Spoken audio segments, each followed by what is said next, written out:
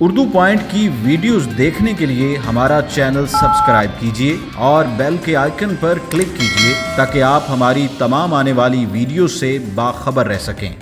جی میرے ساتھ کیپٹن صفدر صاحب موجود ہیں اور مریم نواز صاحبہ کی پیشی ہے۔ کیپٹن صاحب کیا کہیں گے، گرفتاری ہوئی اچانک آپ کے والد صاحب کے سامنے؟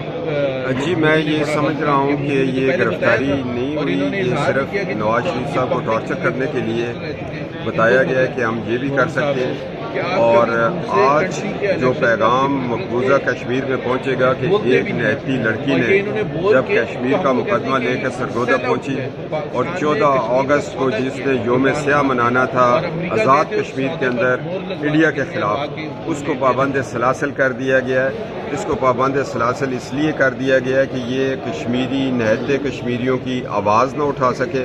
اس کو پابند سلاسل اس لیے کر دیا گیا ہے کہ اگر مریم بی بی باہر رہتی ہے تو یہ حکومت 2 مہینے نہیں چل پائے گی۔ کیا کشمیر کی آواز اٹھانا جرم تھا؟ کیا کشمیری مظلوموں کے لیے، جن کے لیے 70 سال سے ہم لوگ لڑ رہے ہیں، اور کشمیر بنے گا پاکستان کا نعرہ لگانا ایک جرم ٹھہرا ہے؟ نیب کے کیسز پہلے بھی تھے، نیب کا یہ بالکل ایک جھانسا ہے، اور صرف کشمیر کی حمایت پہ آج مریم نواز شریف کو گرفتار کر کے رکھا ہوا ہے۔ ان کا ٹائم بعد میں تھا پیشی کا، اور گرفتار پہلے کر لیا گیا، اور خاص طور پہ جب وہ جیل گئیں ان کی بیٹی اور والد صاحب کی موجودگی میں کیا گیا۔ ایسا آپ کو کیا لگتا ہے کہ یہ جان بوجھ کر اس طرح سے کیا گیا؟ اگر آپ کربلا کو دیکھیں تو وہ یزید کی فوجوں نے بھی ایسے ہی کیا تھا۔ امام حسین علیہ السلام کے سامنے امام علی اصغر کو شہید کر دیا، بی بی سکینہ کے کانوں سے بالیاں چھین لی۔ یہ ہر ظالم جو ہوتا ہے وہ والدین کو تکلیف دیتا ہے، بچوں پہ ظلم کر کے بچوں کو تکلیف دیتا ہے والد پہ۔ تو یہ ایک دور ہے، اور یہ دور بہت چھوٹا دور ہے، انشاءاللہ تعالی یہ ختم ہو جائے گا۔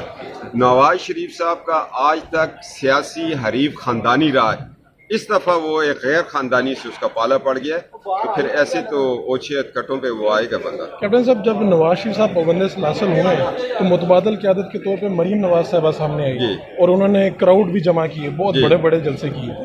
آپ کے خیال میں اب ان کے اندر جانے کے بعد پیچھے متبادل قیادت کون دیکھ رہے ہیں، اور اس طرح کے جلسے جاری رہیں گے؟ یہ جلسے بھی جاری رہیں گے، احتجاج بھی